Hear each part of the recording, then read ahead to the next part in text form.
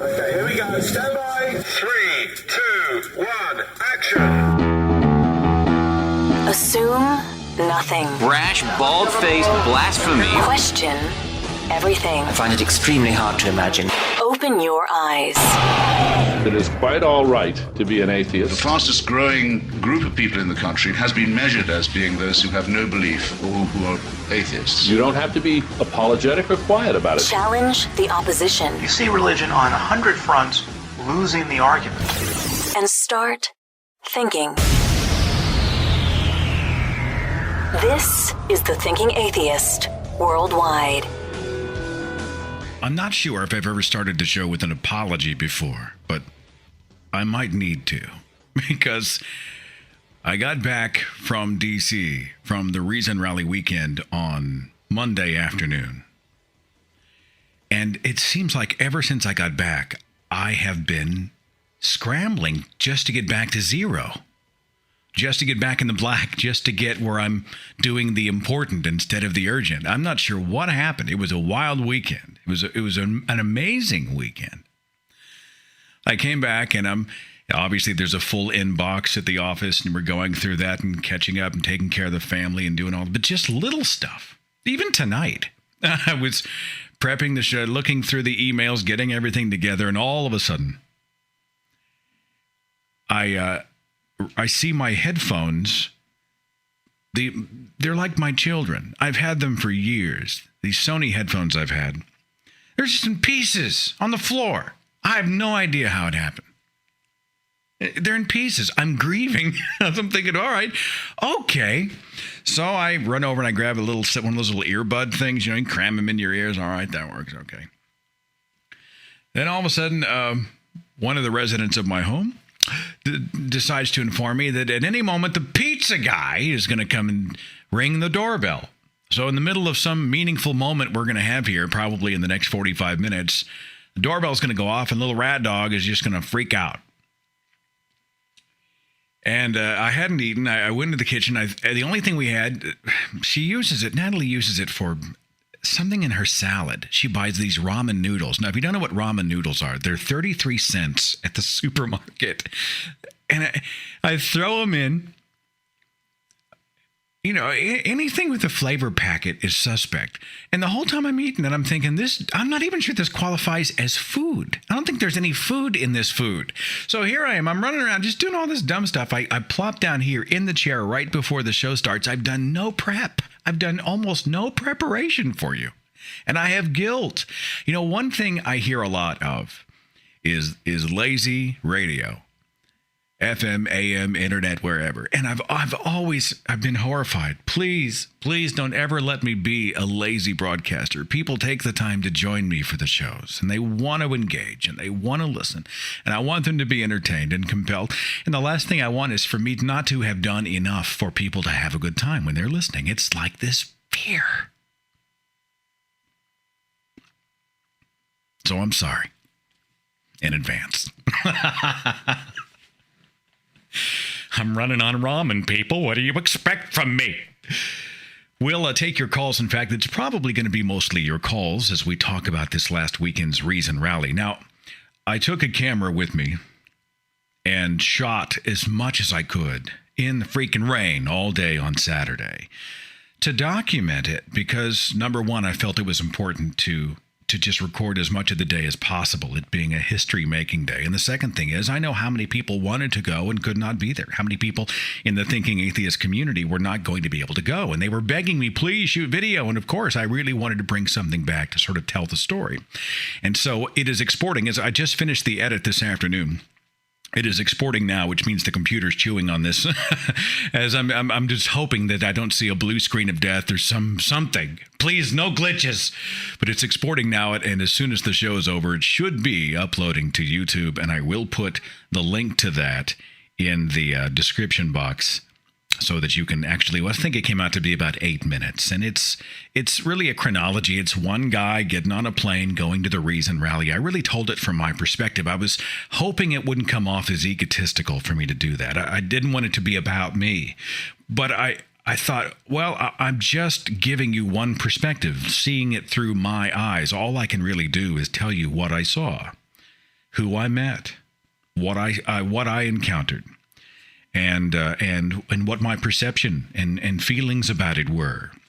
And so it's kind of a personal piece. I wrote the script on the plane. Coming back, and I was still euphoric. In fact, I talked to DPR Jones about this just this afternoon. We were Skyping and we were having a conversation. And I told him, I said, I wrote this script when I was still on my high, my post-reason rally high. And so it may be sappy to the extreme. It may be super sentimental to the point where you want to just reach over and slap me. And I hope that's not the case. I hope it's just genuine and real. When I was on the plane, I was feeling just euphoric. This little Oklahoma, it sounds like a movie, this little Oklahoma boy hops on a plane to connect with his dream. And I land in D.C., and next thing you know, I am shoulder to shoulder with tens of thousands of people who don't think I'm crazy or dangerous or delusional or in rebellion or evil. I couldn't get over it. Just look around and just see people and just say, yeah, they get it. You can tell by the t-shirts they wear, by the signs they were holding up. You could tell by the look on their face. And people like Adam Savage and Tim Minchin and Richard Dawkins, Dave Silverman, all these people just got up on stage. You could just see the look on their faces, and you felt connected. You thought, man, I'm among friends. I tried to communicate that in the video. Anyway, it'll post later on tonight. There were there were some skeptics about the Reason Rally in advance. One of the things I hear a lot, and I really resist it, is it's just church. Right, because any gathering of people who are celebrating something or enjoying something or exchanging ideas has got to be religious in nature, sure. There was music there. Mm-hmm. People spake through a microphone. Mm-hmm. Thousands of people all gathered together. It was communal. It was church. Y'all was getting religious. Don't tell me it ain't true.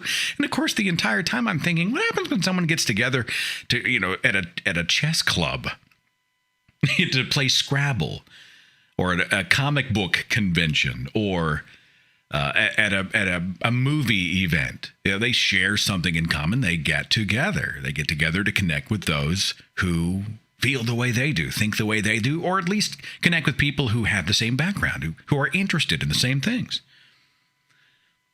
I can't tell you how many people, and I saw some critiques, even written critiques, it's just religion. People getting together. It was an anti-church, is what it was. Mm-hmm. Well, that's their way of minimizing us. And it's weird, because if they're saying that, they're essentially minimizing their own position. Well, it's no better than church. They just said church ain't all that great. It's like when you're arguing with someone about, I don't know, creation versus evolution. And they will say, well, you don't have any more faith for evolution than I do for creation. Well, they just at that moment just said that they are standing on a weak premise. Now, I've been conceded that evolution by natural selection is a weak premise, but by them saying to me, you got to take that on faith just like I do. They betrayed the weakness of their own argument. There was an article by Cal Thomas. He's a conservative columnist. He's a guy I used to follow freaking 20 years ago. Super clean-cut guy, right? He's the epitome of the upright, moral, upstanding guy. And he wrote an article for the Washington Post On Faith opinion column called Reason Rallies Unreasonable Beliefs. And it's funny, having attended and then reading the article, having seen it with my own eyes and reading his article, I was amazed by how completely out of touch he was with what happened. I'll just read a portion of it to you, all right? The article posted yesterday, that's March 27th, Reason Rallies Unreasonable Beliefs. He starts by saying how appropriate that the Atheist rally, also known by organizers as the Reason Rally, was held so close to April 1st, because the fool has said in his heart there is no God, Psalm 14:1. April Fool's Day. Get it? He's so clever. These people had every right to rally and speak about their faith in no God. That's inaccurate, by the way. But what should have shocked the media was their open hostility to people of faith. We have been repeatedly told by the secular left that it's those crazy right-wing religious zealots who are intolerant of any ideas and expressions save their own. But the signs at the Atheist rally told a different story. Some are not fit for what used to be called a family newspaper, but others said things like, "So many Christians, so few lions." Other signs and songs were blasphemous in the extreme. Well, stop, and you can read the rest of the article for yourself if you'd like.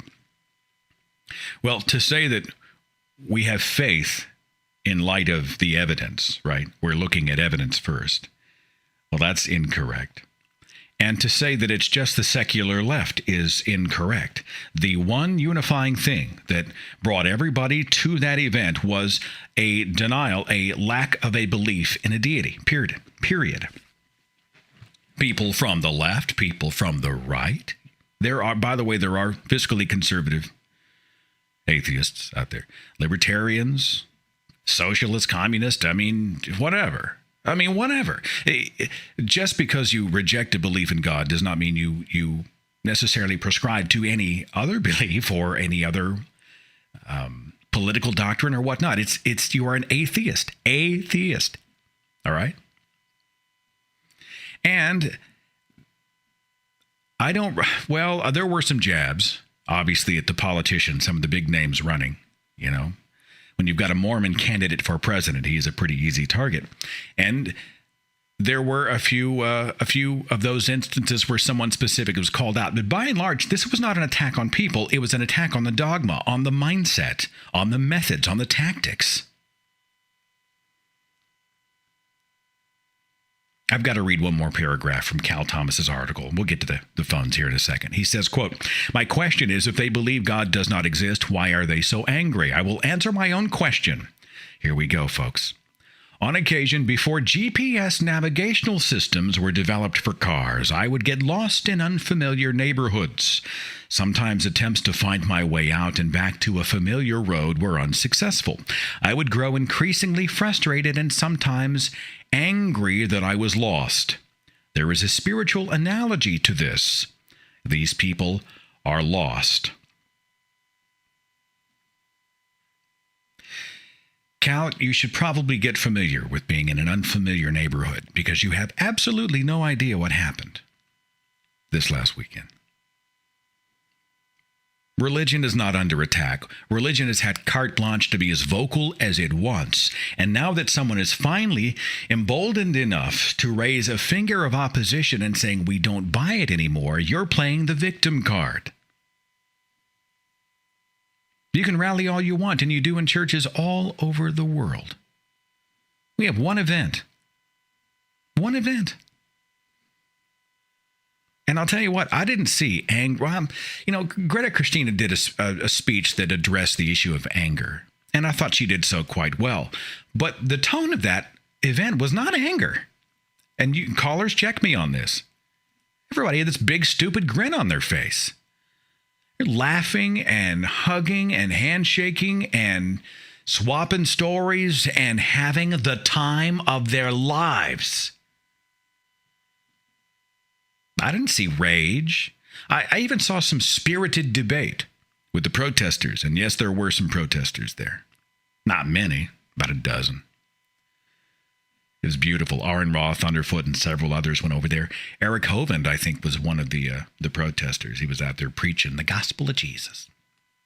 And there was some spirited debate. But nobody freaked out. Nobody acted inappropriately. Nobody threw a lawn chair at anybody else. Nobody. It was freaking civil. And even the debaters seemed to be having a good time. Maybe the creationists not so much. But Aaron Ra, I'll tell you, that guy, when he and Thunderfoot are in the debate arena, especially Aaron, from what I saw, the guy's he's on, it's not autopilot, but he's just so comfortable with his facts that, the creationists, they can only look back on, well, where do you get your morals from? Evolution's just a theory. They're just pulling out the old standards.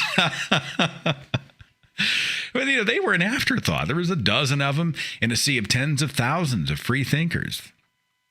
They were pretty much negligible. Everybody, I didn't see the place littered. I didn't see it trashed or torched or anything. I mean, it just seemed like the whole day was what it was supposed to be. And I personally, and you can disagree with me if you went, I personally came away with the feeling that something important just happened. Now, maybe that's delusion. Maybe I just want to feel like, the guy who got in the van and went to Woodstock in the 60s, man. I was in Woodstock. I mean, that's what I want to feel like. Like, I made history, man. This will never happen this way again, man. I was there.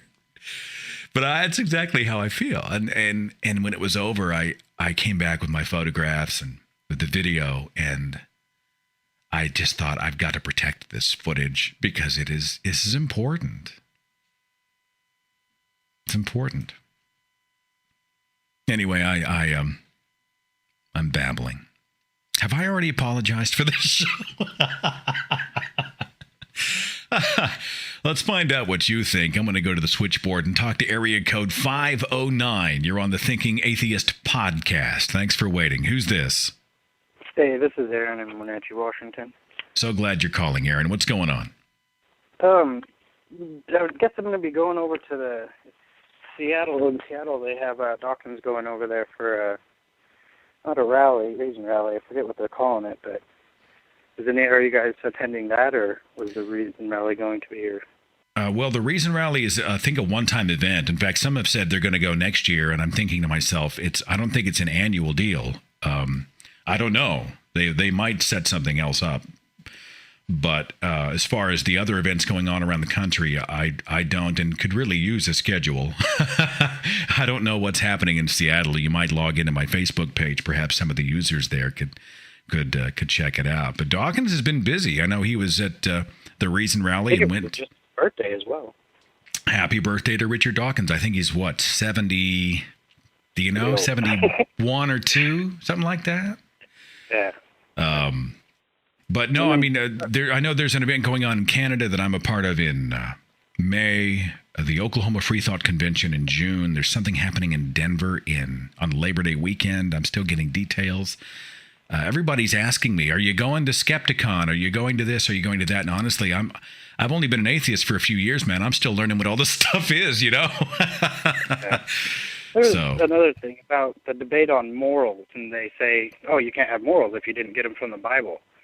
I don't believe the human race would have survived if we had no morals. If we were going around killing everybody would be dead, would they not? Well, they cheat with the moral argument. What they say is, what they'll say is that even the atheist has to borrow morality from the Christian faith, right? So it's like we're reading a book, but we don't credit the source. They're saying, well, the reason you don't go out and murder each other, and the reason other religions, other than the religion of whatever, Christianity, Catholicism, Mormonism, Jehovah's Witness, whatever. The reason that you don't is because you reach over the aisle and you borrow morality from our God. And so you're kind of cheating. And it's sort of an unwinnable circular argument. Why specifically did their God write the moral template? And I'm sorry, don't lie, cheat, steal, murder. That ain't brain surgery, man. You need a deity to come up with that shit. Yeah. I was having a talk with somebody the other day, and they were like, are you proud to be an atheist? I was like, yeah, I'm really proud. Are you proud to be a Christian? They said, yeah, I'm pretty proud to be a Christian. I was like, weird. I always thought pride was one of the 7 deadly sins. So, well, I don't think they think things through very quickly. Hey, man, thanks for the call. I appreciate you. Take care. Thank you. I had an email from Jim. He said, hey, Seth, I have an awesome story about the Reason Rally for you. I went to D.C. with my fiancée to catch the rally, and like most people there, was approached by a street preacher. He offered me a chick tract, and I took it without words just to be nice and to avoid conflict. He then offered my fiancée one, and he said, "You should avoid punishment for this sin, guys." Hearing this, she hit the roof, yelling things I haven't heard her say in 2 years, just to make this man feel terrible. At the end of her rant, she pulled out one of her cards and she gave it to him. You see, she's an assistant at one of the largest churches in Kentucky for the past 5 years. She's a Christian. I am an atheist. Yet not only do we get along and thrive for that matter, but she was the one that snapped at the guy, not me. She handed him the card and told him what he was doing was wrong and to visit a real church and learn why. The man lowered his head and walked away. It was at that moment that not only I was making history at the rally, but I knew I was going to marry the right woman. By the way, there are those who say that the relationship between a believer and non-believer do not and cannot work, and I have many people who send me messages and say that it absolutely can work. I mean, love doesn't work that way. You don't love somebody necessarily because you agree. Does it make things very difficult? Oh, yes, sometimes really difficult, but it is possible. Some people can make it work. I had another letter from Judy, and she said, "Hey, Seth, it was great to shake your hand at the Reason Rally." Judy, it was my pleasure. The big question now is, what do we do next? Hopefully people will go away from the rally with a sense of urgency to get to work. We can't view the rally as the end-all of our efforts. It's more like the call to arms for us to get into our communities as activists, or at least stay visible to others right where we live. I think the most important thing we can do next, wear T-shirts that say atheist on them, discuss with our friends and neighbors how atheists can be moral people, write letters to our newspaper editors, display car magnets that say good without God, and be ready to take the hits in order to clear a path for others to follow. It's going to be a marathon. A separation of church and state is not guaranteed. It's time to get to work. The rally was energizing. Let's keep it up. She's got a great point, and I love the analogy. Let's clear a path. What we're doing now is clearing the way for people who come behind us, to come after us, and hopefully make their journey a little bit easier. 651, you're on the Thinking Atheist podcast. Who's this? This is Arlen from Durham, North Carolina. I'm so glad you called, Arlen. Thanks for being a part of the show. Were you at the rally, or do you have an opinion on the rally? What's up? I was at the rally, and I saw you walking around with your video camera. You should have come up and said hi. I would have loved a chance to meet you. Well, I couldn't quite get to you. There was too many people in between me and you, and it went by too fast. But I would have loved to. I've been following your website and your Facebook page for months, and I'm ashamed to say this is the first time I've ever listened to one of your podcasts, but it certainly won't be the last. Oh, thanks for listening. I get you because I was an evangelical pastor for 13 years, and when I came out as an atheist, I lost all my friends, and my family doesn't know what the hell happened. But I've been rebuilding my life, and it's free, and it's far better, and I wouldn't go back. So did I hit the mark with the analogy of, you're probably like me. You're not around people who really understand how you got there, nor do they really care to, right? They're in the cocoon, the comfort. No, that's absolutely right. Yeah, it's very seldom that anybody genuinely wants to sit down and listen and say, how did this happen? The prevailing attitude is just they think they understand, and they judge, and So it was like therapy. This is group therapy with tens of thousands of people, yeah. Right? We're all getting together, going, "I love you, really man." Was. And I came back feeling just like you described at the beginning of the show. I was smiling ear to ear, and I confess that I was a little bit. I didn't know what to expect going there. I was a little bit afraid that, there might be some confrontations and it might get a little hostile, but I didn't really see any of that, and I came away very proud of my fellow atheists and free thinkers. I think we represented ourselves very, very well, and I'm proud of what happened there on Saturday. I know in many of the articles written by the religious, they say that we're angry and there's a lot of rage and there was a lot of vitriol and everybody's shouting. But I didn't come away with that at all. Do I have blinders on? Was I so excited to be at an atheist event that I just wasn't viewing it honestly? Because when I looked around, everybody seemed pretty happy to me. What was your perspective? That's exactly what I thought. I thought it was civil. I thought it was fun, and it was a whole lot of people having a good time. So, yeah, absolutely. Did it change anything for you when you got back? Did you think, I'm emboldened, now I will be more proactive? I mean, did it have any tangible effect, or was it more like just going to represent on that particular day? No, I think I'm still processing. I came away in the couple of days afterwards with kind of a desire like I haven't had before to engage, in a more activist role. I don't know what that's going to look like, but I've been content to sit on the sidelines. But an event like this really makes me say, you know what, we can say something here that's important. We can do something to change the zeitgeist, as Richard Dawkins might say, and so I'm really processing that and mulling over what exactly I'm going to do with it. Yeah, I think I'm right there with you. Like, I didn't come back saying I'm gonna cover every square inch of my vehicle with the atheist symbol and stand out on the corner. Right. I mean, I don't have a plan. No, but I came back thinking, exactly. I in my everyday life will. I feel like it is time for me to be a little more bold, a little more forward, not a douchebag, but I mean more just raise a finger of objection whenever I see it, to challenge the ridiculous and to try to be heard and to not be marginalized by those who just label us as evil, evil, and try to make us go away. I mean, we have a valid opinion. So I think you're already doing something really, really important with your website and with these podcasts. So I would just say keep up the good work, and thank you very much. You're very kind. Thank you so much for the call. All my best to you, my friend. All righty. Bye-bye. Tell you, people who have not taken that journey out of religion, out of faith, you have no idea.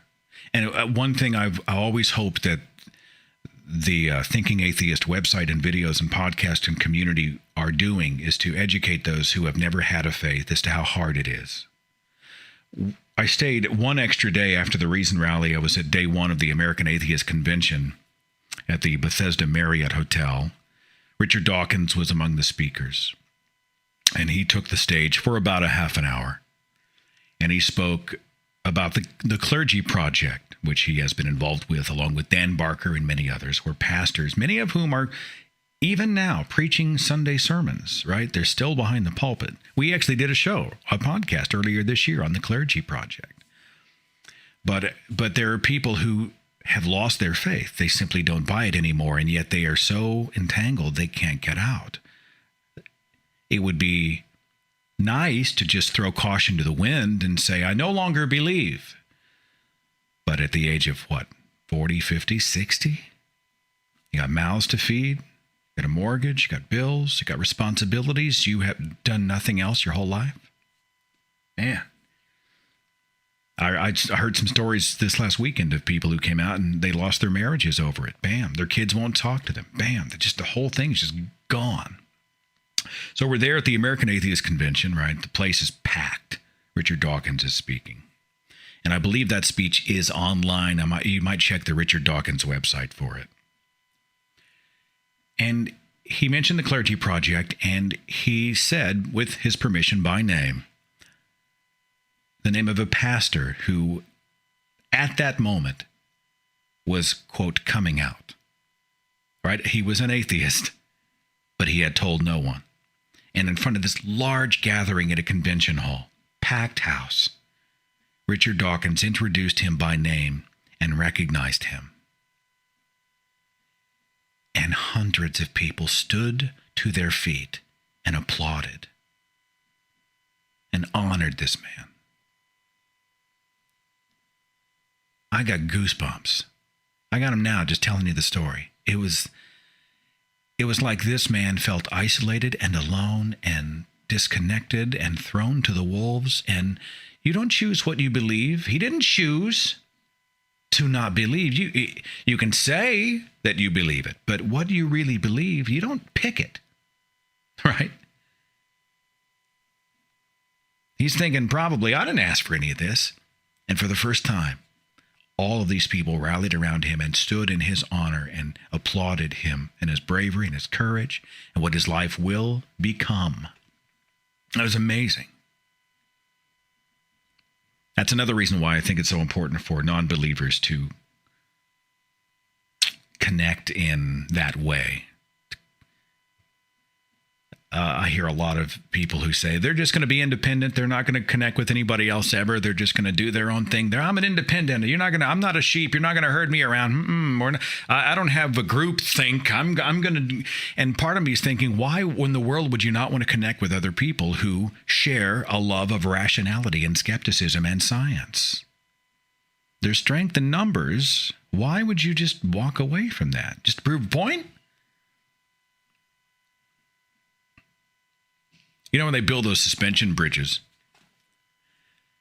they take these tiny strands of steel cable, right?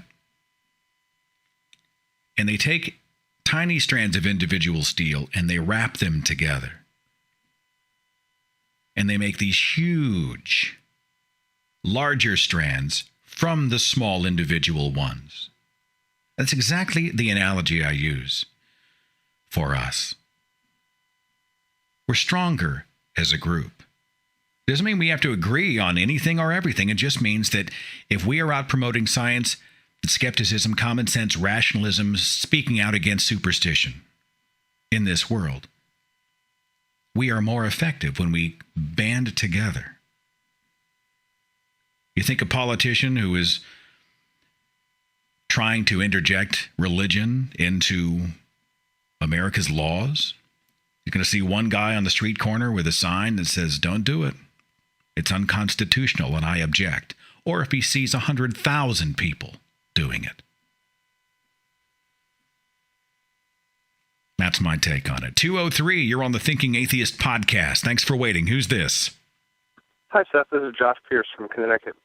Glad you're calling, Josh. Did you attend the rally? I did. I had a great time while I was down there, and I actually have a very odd group that came along with me. My friend and I were really excited about the rally, and we're both atheists. We were jonesing to go down there the second we heard about it. My wife came along with us, and she's actually a Wiccan. And also her coworker is a Wiccan, and she even brought her children down just to see the rally because she thought it would be such an important thing for them to see.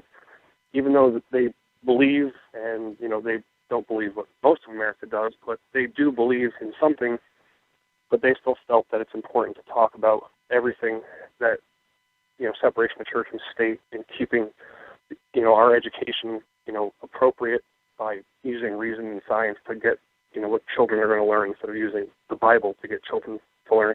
I just mentioned earlier the believer and the non-believer. I mean, I guess you can call her a believer. I have a real blind spot here, a real sort of a zone of ignorance about Wicca. I don't know a lot about it. We're going to try to do a show later on, I think this spring, that talks about it. One of the challenges I'm having is that I'm having a difficult time fitting everything else in. The second thing is that it is so incredibly wildly diverse. You talk to one and you talk to someone else, you talk to someone else, and there's so many little branches off of that particular lightning bolt that I'm thinking, geez, where do you start? But you guys have made it work, It's all over the place. It's Wicca's all over the place, and there are people that, get together in groups to do it. There are people that do it all by themselves. There's groups that don't get along with other groups because they think they're somehow doing it wrong. My wife practices by herself, so that, kind of keeps things simple for me. But I got to say, I had a great time at the rally. My wife had a great time. I'd say as a believer, though, for her, she did say that there were things that she could take away that seemed that, I guess, not quite offensive, but she could feel the result of tension where she did have a feeling that, maybe she was being mocked, but I don't think that she was, felt that it was hateful. She made it clear that she felt that she could see where somebody might take it wrong, but she never felt any of it was actually hateful.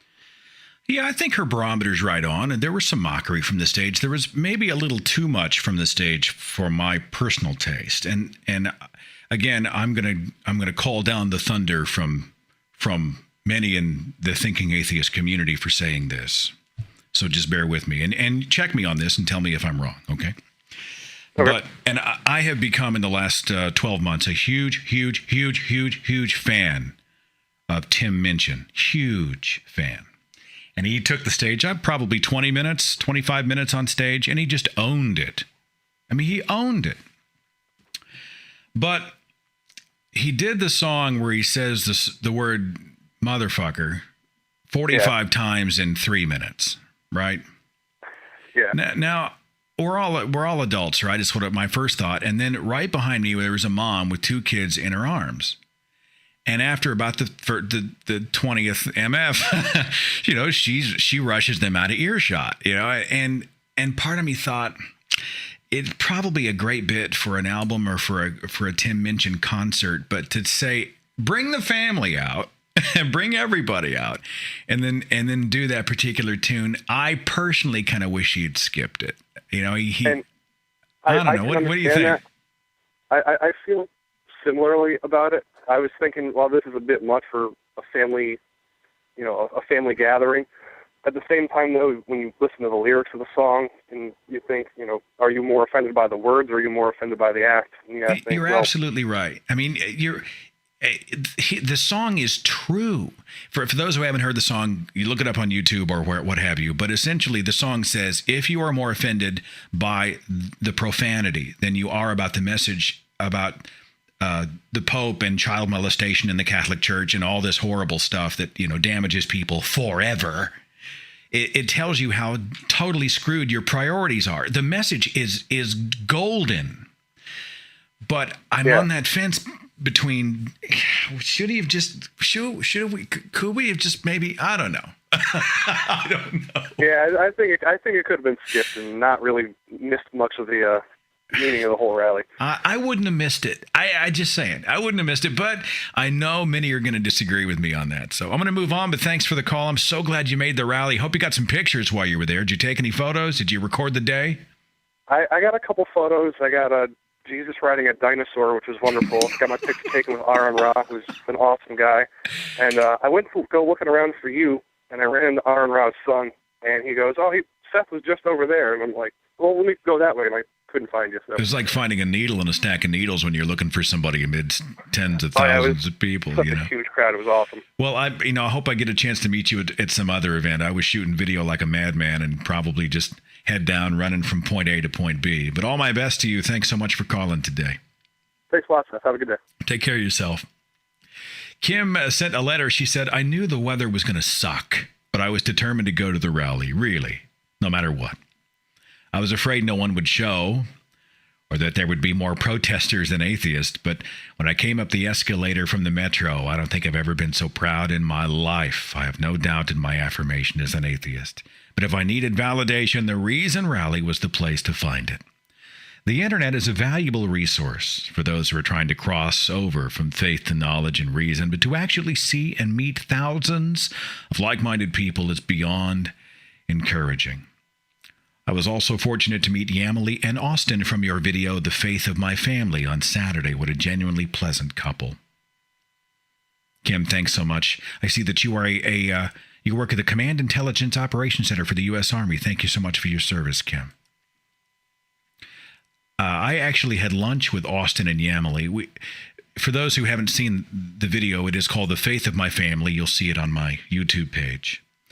But this beautiful young couple gets together and they talk about their individual journeys out of religion and how they were privately struggling. And when they finally told each other, I ain't buying this anymore, it was like they both had come to the same destination totally separately and been pleasantly surprised to see each other there. It's beautiful. And they're just precious people. So we had lunch on Sunday at the hotel.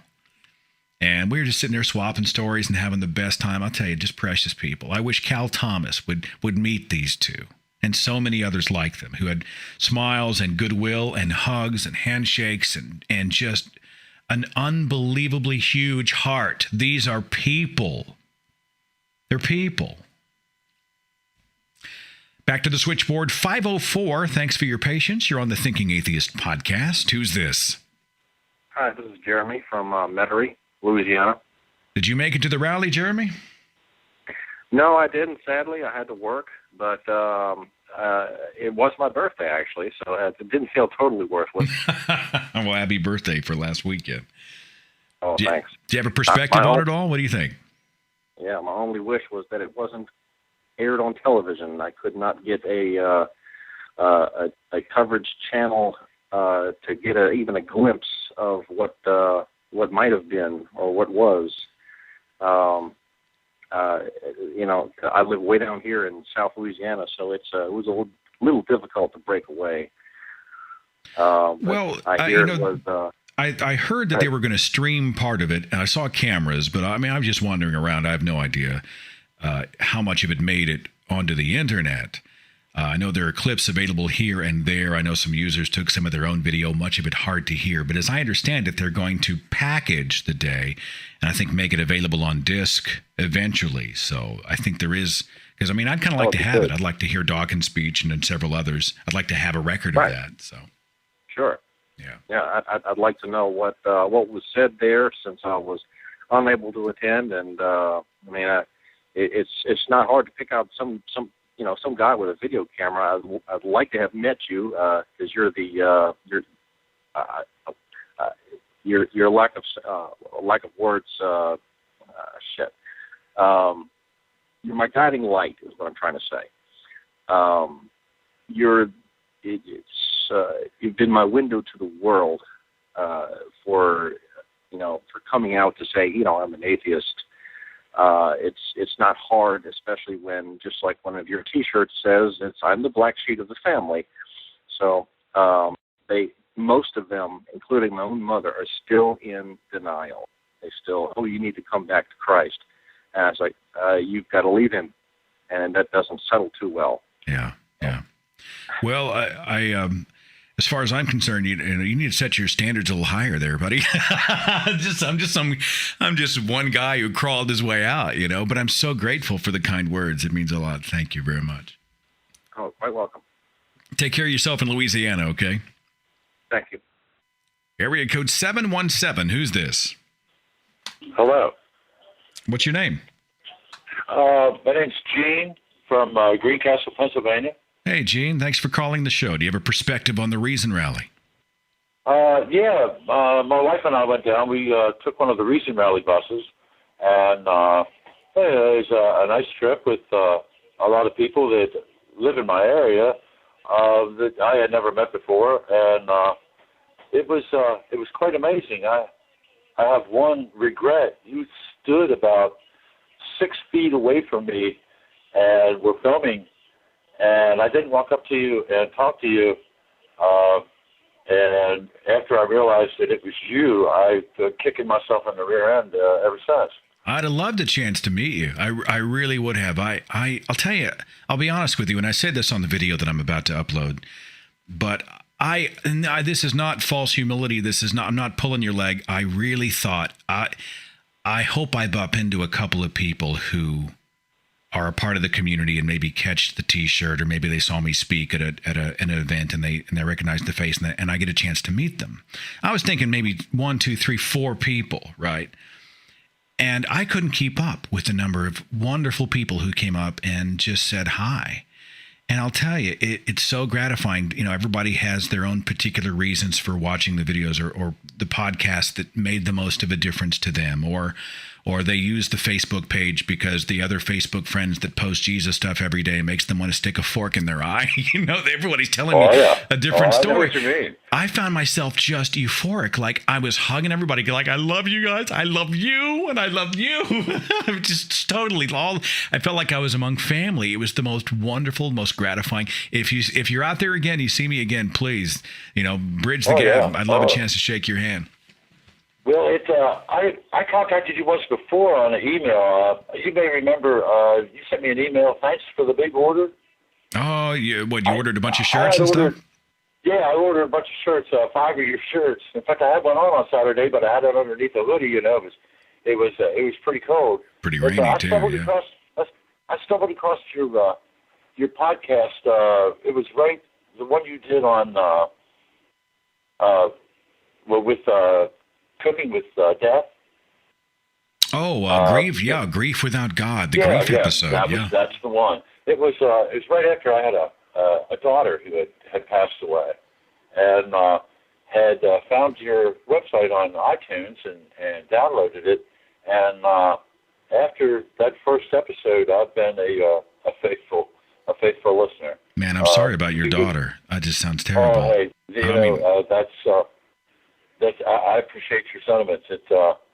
That show was really helpful. I don't know if often or how often you get feedback, and I'm sure you get a lot of it, but how it really touched me on a level. I needed to hear the words. Yeah. You know what I'm saying? To this day, it is the most meaningful 90 minutes that I have ever done that I think on radio. I can't. I have people contact me from all over the world because we've all lost people dear to us, and coping without that religious mechanism, right? They're all in heaven and Jesus is comforting us. And I mean, dealing with the reality, the harsh reality of death is this common denominator, and people, that show just resonates with people. And so I'm so glad that you're saying it helped you then. It helped you in a difficult, dark time. It gave me, I reconceptualized what had happened. And it's oftentimes if you look at something, if you can reconceptualize it in your brain, you can think a different way about it. And when you think a different way about it, you feel a different way about it. You know what I'm saying? I totally do. Let me backtrack. That's what you sure did for me. Can I ask you about the Reason Rally bus? I have yet to speak to somebody who took the bus. I know a lot of people traveled a lot of miles. You're on a bus and it just scooted around and picked people up from town to town, and no one really knew each other. You got to know each other on the bus, on the commute. I mean, paint the picture. I picked it up. The bus started in Harrisburg, Pennsylvania, and came over to York, Pennsylvania, and picked up. You mind if I give an atheist group a plug? Oh yeah, please do. Yeah, it was a Pennsylvania non-believers. There was a group from York going down, and I had met them a couple of years ago that I was involved with their group. And so I knew one or two people on the bus, but by the time we got down there, it was amazing. Everybody, we sort of knew each other, but we didn't know each other. You know what I mean? Because pulled into the parking lot and looked around. It's real early in the morning. It's raining cats and dogs, and I didn't know who would be there. And all of a sudden, these cars start pulling up, and people start pulling things out. We walked over. No one really knew each other that well. We started talking to each other. Your name came up frequently. Everybody wanted to go down and see if they could meet you, shake your hand. I hope you know how big you are. Whatever. I don't mean that big in the big sense. I saw you. You're a pretty tall guy, so am I. But how big you are in the hearts of your listeners. Well, I take that as a tremendous compliment. And it's a well-deserved compliment. You do excellent work, Seth. I'm just amazed that I'm sitting here talking to you. I was out walking my dogs, and I was hooked onto the Blog Talk Radio, and I thought my phone was going to run out, and I came in and plugged it into my computer, and I was sitting here, and I thought, well, I pushed the number to get on the calling list, and I was amazed that there it was. I was sitting there, and now I'm talking to you. It's a privilege. So. No, it means a lot. It means a lot that you'd be a part. I'm so glad you were able to take the bus there and be a part of it. So real fast, is it the day was over, the same group got on the bus to go home? Was everybody glowing like I was at the end of the event? Oh, yeah. It's like we've been at a big birthday party. Yeah. You know, it's like the first birthday party for the movement. The amount of people, the women, the men, old women, it was everything that I had wanted it to be and more than I could ever dream that it would be. And I came home. I'm a pretty outspoken atheist. I don't go around and push it in people's faces. But when someone brings it to me, I explain to them how I feel. And it was great to be around people that I saw people that went down there and they wanted to argue. And there was so many people down there to argue with. I have to argue with people all the time. And I just wanted to be with people that I agreed with. And I found them down there. It was like a big family reunion or a big birthday party. I had one hell of a good time. Well, you made history, man. You were part of history. You'll have that for the rest of your life. We made history, sir. And thanks so much for all the thanks for the kind words, and I'm so glad you made it. And we'll talk again soon. Okay. I hope we do. You have a good day, Seth. Take care. Something odd happened. We were there, and there's all these marquee names on the roster for the Reason Rally. Richard Dawkins, he's always the number one, right, on every roster. And, several others are there. Michael Shermer and James Randi and all these big names. Lawrence Krauss. And something unusual I noticed during the Reason Rally and that evening at the hotel. A lot of folks stayed, or they stayed that night, or they were going to the American Atheist Convention the next day. And I talked about this with Aaron and Thunderfoot, and Healthy Addict was there, and several others. But people were so enthusiastic about the YouTube atheists, the ones that they connect to via video or podcast.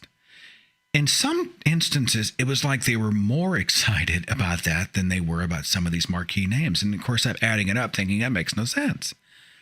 That makes no sense. I mean, you put somebody who does a podcast out of his house, his home office, and produces video on the side whenever he can, and maybe speaks at an event where he is invited from time to time.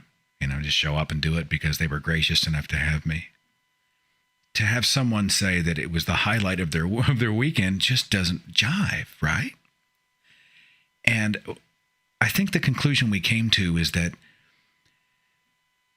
it's, for many people, they admire the author, the theoretical physicist, the sedimentary geologist, the philosopher, right? The published author, the household name, but they don't relate eye to eye, right? It's they're looking up.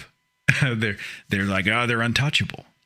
But with the people that they follow on YouTube or on the internet in some other capacity, there's a real kinship. Like, we're just people. We're all in this together. It's every man, every woman. We're all connecting. And people in some way, many people just I felt like they were closer and more excited and more engaged and more, more enthusiastic about meeting there. You should see the people walk up to Aaron Ra. Aaron Ra, this big dude, looks like he could kick your ass tonight. Big burly dude, just the gentlest, sweetest guy on the planet, right? But he's got a very unique look. He's walking around the Reason Rally. You should have seen people walking up to him. I mean, it was amazing. And they're hugging him and they're like, thank you for all you do. Thank you for the 15 foundational falsehoods of creationism. Thank you for the speeches. Thank you for going to Dublin and the speech you did there and putting it on YouTube. Thanks for the Magic Sandwich Show. And everybody's connecting, but it's in a different way. It's like it was just eye to eye, friend to friend, person to person. We get each other. We're all in this together. I came away, I was so humbled. I'm telling you. Some people like, did you walk away with a big head after all those people came up to you? And I said, absolutely not. Was I euphoric? Yes. Was I riding the wave? Yes. Did I feel amazing? Yes. But I came away mostly just thinking, man, first of all, how'd this happen? And the second thing was, these people are precious, and the community would not exist without them. And I have to be a good steward of all of this. I've got to make sure I don't screw this up. And as much as they say I encourage them, trust me, they encourage me. I mean, I had one guy, I'll get back to the phones in a second. I had a gentleman, at the hotel. He was there and with a buddy of his, and he said, my 15-year-old son listens to your podcast with me in the car. I guess they listen on the way to school or something. And he couldn't be at the rally, but it would mean the world to me if you would say hi. Well, I'm thinking he's going to have me sign something, or he's going to maybe call his cell phone or something. He pulls his phone out and he starts taking video, and he puts the video camera on me. He says, all right, hit it. His son's name was Christian. I said, hey, Christian. Man, it's Seth with the Thinking Atheist. Man, I'm so glad to see a young person out there who's a fan, a proponent of rationalism and skepticism, and a fan of science. You inspire me. I mean, I'm just doing this whole spiel, and I guess the guy's kid put it on YouTube, and it's just been this whole thing. Now, tell me that's not an amazing moment. Christian and I have never met personally, but we just connected. And I came away with this amazing feeling. That's what the Reason Rally was like on a grand scale. It was about connection, man. We met. we all hung out together. 804, thanks so much for being patient with me. You're on the Thinking Atheist podcast. What's your name? Hi, this is Nicole. Hi, Nicole. Thanks for waiting while I blather on. I get kind of excitable sometimes when I'm talking about quite this. all right. It was an exciting weekend. All right, so you were there, yeah? Yeah, I woke up I live in Richmond, so I was fairly close. I was taking the train up. I woke up that morning, checked my email, and saw that I had won one of the last-minute VIP passes that they were giving out. So I was really stoked on that because I got to sit up in that little front area, which just blew my mind because I was right there at the stage. Wait a minute. You were sitting up there right near the front of the stage? You were getting spit on, right? You were that close? Basically. Yes. I want your autograph. Well, and it was funny. What you just said was very true because I saw people walking out on stage, whatever. But then the second Aaron Ra and Christina Rad walked into the VIP area, that's when I jumped up and got really excited. Wow. And so did the guy that was sitting next to me. So, we went and got pictures with them and everything. And Aaron Ra was joking because I literally out loud said Christina Rad's YouTube name, which is, oh my God, it's Chris. Yeah. But, the whole thing that I think was really beneficial about Reason Rally was the fact that it has given the common person that's an atheist that really doesn't do much of anything with their atheism, I think it's given us something to start processing and thinking about how we can apply it in our daily lives and maybe join these national organizations like Freedom from Religion Foundation or Center for Inquiry or anything like that. Because what really affected me was Adam Savage's speech that he's a non-confrontational person, and that's how I feel as well. I'm very non-confrontational. I don't like debating. As much as I love to watch Aaron Ra debate with somebody, I don't like to do it myself. And like Greta Christina, I'm angry at all the social injustices that I see with religion in our world. But I've got to figure out how to marry the fact that I'm angry, but I'm also non-confrontational. So it's giving me this whole new perspective, and my mind just has not stopped since. Well, your style doesn't have to be my style, doesn't have to be Greta's style. I mean, I think you just have to find out what shoes you're comfortable in. You may affect change in your circle in a far different way than I do, a far different way than Aaron or Christina does. I don't know what that is. Let me ask you this. Did you feel it was a negative event in any way? I'm reading the articles. Did you catch that, or do I have blinders on here? Because I didn't. I felt like there was some sarcasm, sure, but it was mostly positive. What do you think? The only little thing that I think that could have ever been taken negatively from maybe have been Dawkins a little bit, but he's British and he's very eloquent and he might be able to mock people to their face. I can't, but that might have been over the top, especially for an American audience, because I don't know. That's a lot of times I see that would be the difference between like American humor and British humor, too. I didn't think he was all that confrontational. I mean, I wonder if he was confrontational, but he did kind of tell people to go mock. He did say something like, faith must be mocked, or I'm paraphrasing. I don't recall exactly what the quote was, but he did say it is mock-worthy and should be mocked. The thing that what I took from that, where people might take it as be confrontational and shame people, I take it as the Christian and faithful say, hate the sin, love the sinner. I can hate the religion and love the religious. I think the religion should be mocked. I think that you've totally hit the nail on the head. If it's ridiculous, we have to draw a big circle around the ridiculousness of it.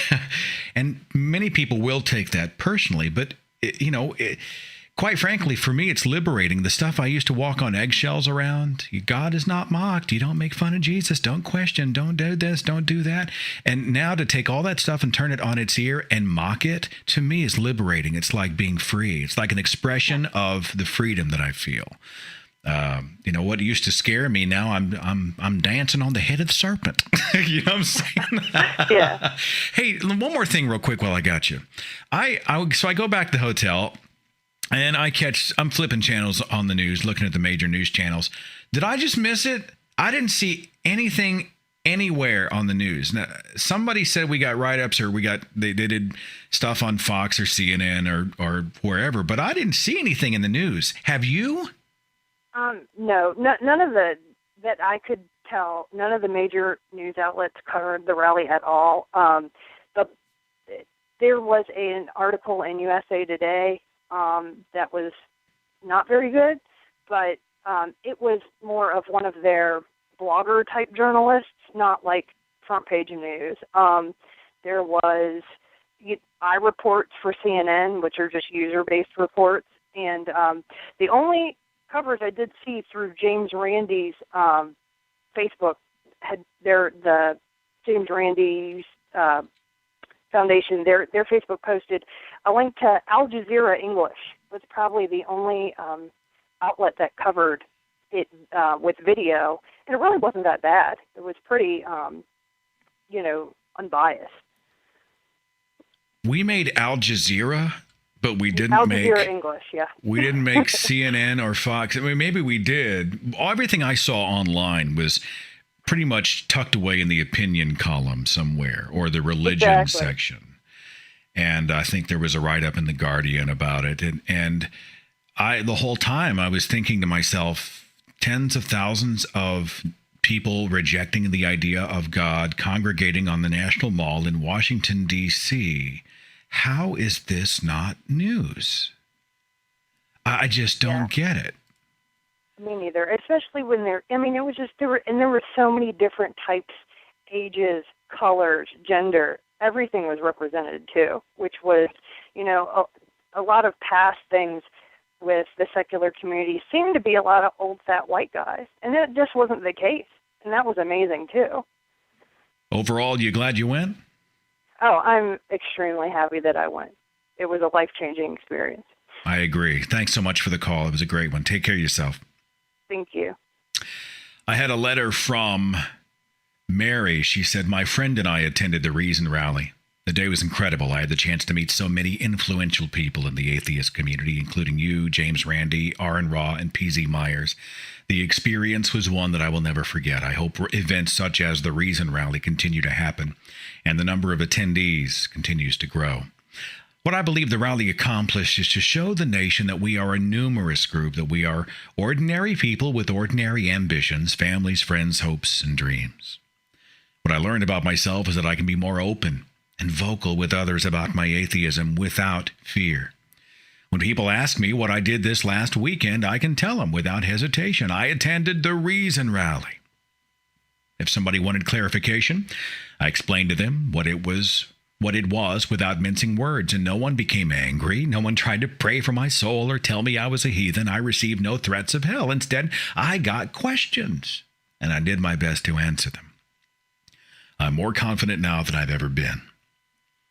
While my mother's always taught me to think for myself and to search for answers to questions and doubts that I had, I don't think she ever would have imagined that I would someday reject the church in which I had grown up. She felt like she failed me, despite my objections to that.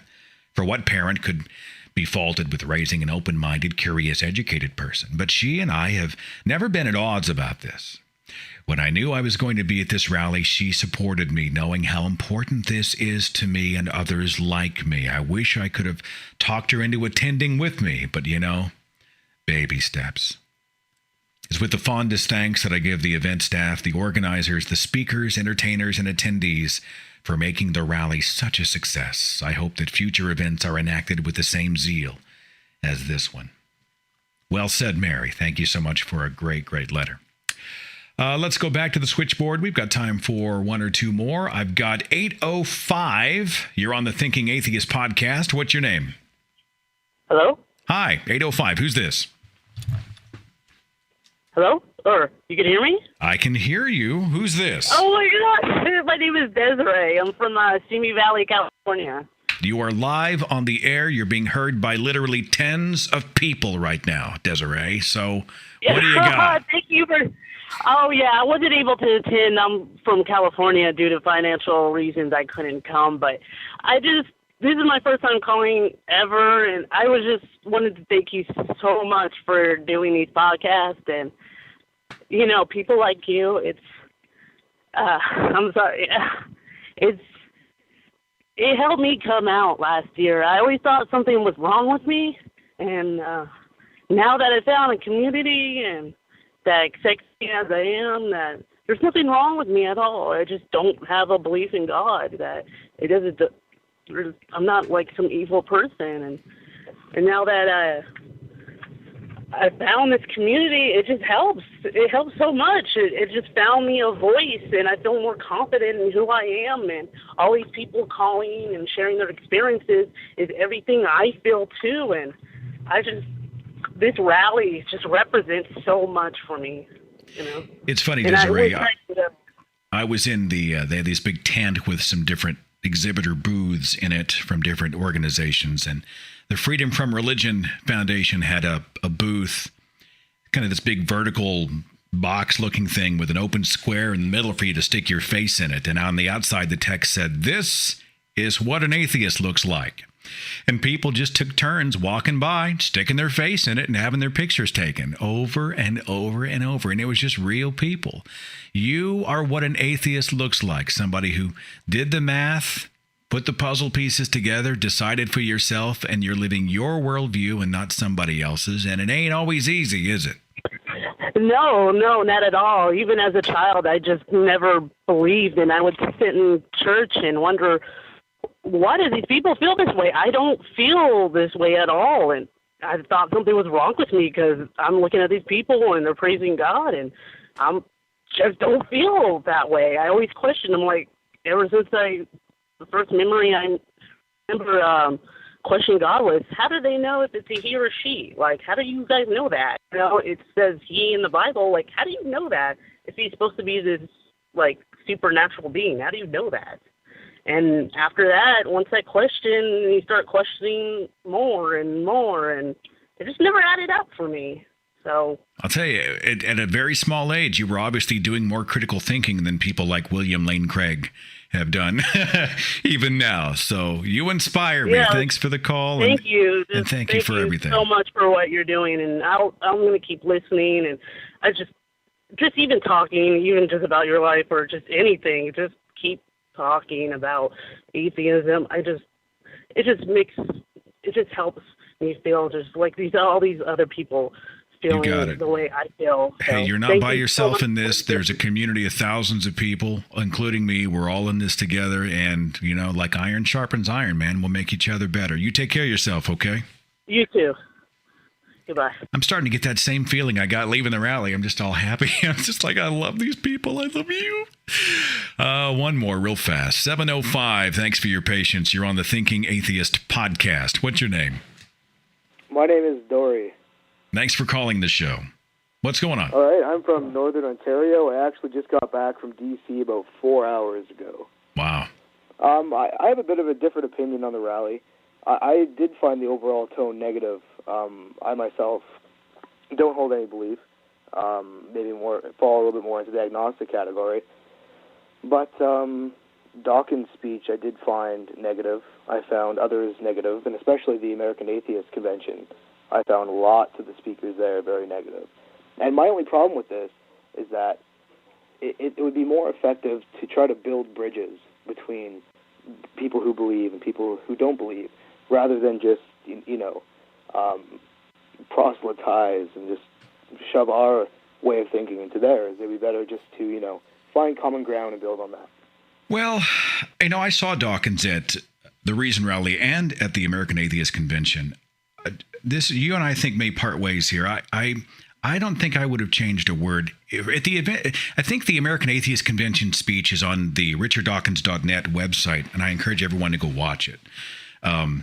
He spent some time talking about what people believe privately does affect how they might govern, like as president publicly. And of course, he's speaking about Mormonism and Mitt Romney, and he goes into, and he's in a mocking tone talking about the Mormon belief. Well, I see that as appropriate. I mean, I think that you have to draw a circle around the absurdity of it. I also think that I'm pretty good at the spoonful of sugar approach. I really do like to extend an olive branch wherever I can, and to relate to people, and to not walk around flipping everybody off all day, But I also think that the Reason Rally wasn't for them. The Reason Rally, the American Atheist Convention, really was for the non-believer, to embolden them, to give them the tools to go out and effect change, to remind them that it's a crazy, stupid, ridiculous, jacked up world out there, and somebody's got to say something, Yeah. That's a good point. And you know what? That part of the first part of Dawkins' speech was good. Talking about, what do you believe? Are you just trying to be a good person at the American Atheist Convention? But when he started saying, start to question your politicians' political beliefs, I mean, here in Canada, we don't really, it's not discussed. And personally, I would vote for someone that has good policies. They could believe whatever they want on Sunday. As long as that's not affecting what they're trying to legislate, I don't have a big deal. I don't have a problem with that. And I think we should have been promoting more of that, more acceptance, but again, just building bridges. You bring up a good point, and I actually thought about this on the plane coming back. Michael Shermer talks about how the human mind is very modular, how we can be rational about many things and then totally irrational about something else, right? So if somebody can go out and be, and I know many people in my own life, they're uber smart people. They're successful businessmen. They're successful family people. They are responsible. They're moral. They're fantastic human beings.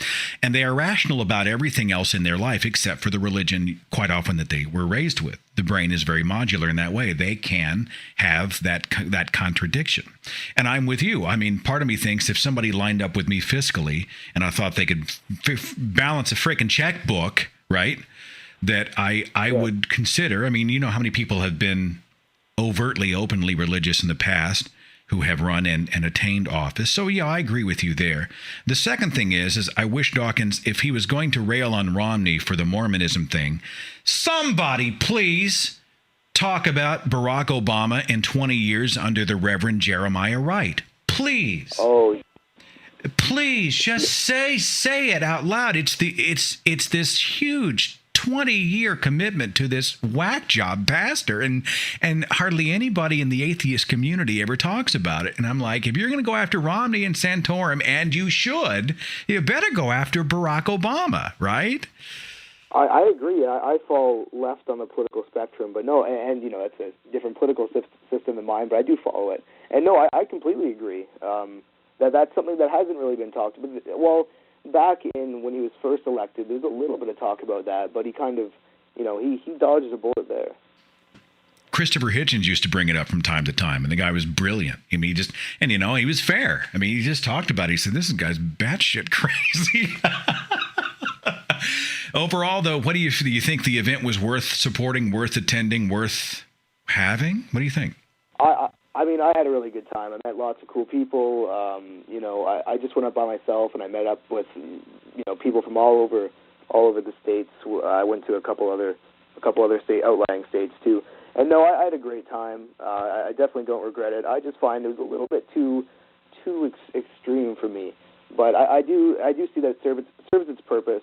And actually, on your page, I posted a video of myself talking about this. It's called The Unreasonable Rally, which is a bit of a provocative title, I guess. And then it says, an atheist perspective. So, I don't know if you're... I encourage our listeners and viewers to go check it out on my Facebook page. I appreciate an honest opinion. I'm so glad you went, and all my best. Thanks for being a part of the show. Yeah, no problem. Great talking to you. That's what I love about the atheist community. We reject God, but we can be so diverse in so many other areas of our lives, right? We can get together and we can talk about it. And that's what I think Cal Thomas in his article totally missed, right? He calls it all the secular left, which, he thinks is an insult, I'm sure. A rejection of God is a rejection of God. It's not an acceptance necessarily of anything else. And, the bad side of that is from time to time you'll get somebody who is an atheist or a proclaimed or overt atheist, and they believe in some crazy stuff too. They're conspiracy theories about everything else, and, they believe in UFOs and they were kidnapped in the middle of the night and experimented on or something else. You just never know what you're going to find. Just because somebody says, I'm an atheist, doesn't really necessarily mean anything else. But I look back on the rally and I think to myself, this is a memory that no one will ever take away. This is something that I didn't sit out. I was fortunate to be in a position in my life where I was able to attend. I was able to get on a plane and go. My family supports me, not my parents and not my family, but Natalie and the kids. They support who I am and what I do, and so, there I am going out there to participate, to witness firsthand something that has never really happened before, and then hopefully come back and translate the story in a few different ways so that you can see what it was like, can hear what it was like, can feel what it was like, and maybe get a taste of what that event meant. And our callers are right. It's got to be a catalyst for something more than just we had a great day. Wow, we stood around with people who get us and agree with us. Wow. We have to use that day as a reminder that religion is knocking on our door left and right. It's going after our kids and grandkids. It's infiltrating our textbooks. It's in our political systems. It's everywhere. And it is charged to go ye into all the world. Right? Preach the gospel. Muslim faith, they're trying to convert the infidel or destroy them. I mean, it's all or nothing. And we're each taking our different journeys out of superstition onto the front lines. Some journeys are longer and more complex than others. Everybody's going to have to get there their own way. Everyone's going to probably use their own tactic. Everyone's going to have to figure it out, right, for themselves. But the Reason Rally is worthless if it doesn't embolden us to just promote science and reason in our own individual circles, in our families, in our friends, at our workplaces, in our schools. And that's my hope for the Reason Rally, is that it's a reminder as we look to see tens of thousands of people rubbing elbows and shaking hands and hanging out and laughing together and connecting and just unifying against superstition, against the religious scourge that has just limited us as a species for so long, and saying we embrace the evidence unabashedly. And we say, if there is a God, here we are. Come prove yourself. You made us curious creatures, is what they say. Fine. All right. Come quell that curiosity and present yourself. And until then, forget it. I ain't buying it. And I'm not going to be guilt-tripped or emotionally blackmailed by other people because it's socially unacceptable to be an atheist. Those days are passing. I'd like to think that this is the day of the secular person, the secular man and woman and young person. All my best to everyone who came out to say hi at the rally. For those who couldn't attend, check my YouTube page later tonight. And I believe in the description box of this video, I should have a link to be able to see just an 8-minute recap of what that event was like. I'm sure there's lots of other great videos on YouTube as well. Support science and reason and common sense wherever you are. And the Reason Rally will continue with each one of us. Take care. Follow The Thinking Atheist on Facebook and Twitter. Watch dozens of original videos on the Thinking Atheist YouTube channel. And visit our website for resources, links, contact information, the editor's blog, and more. thethinkingatheist.com.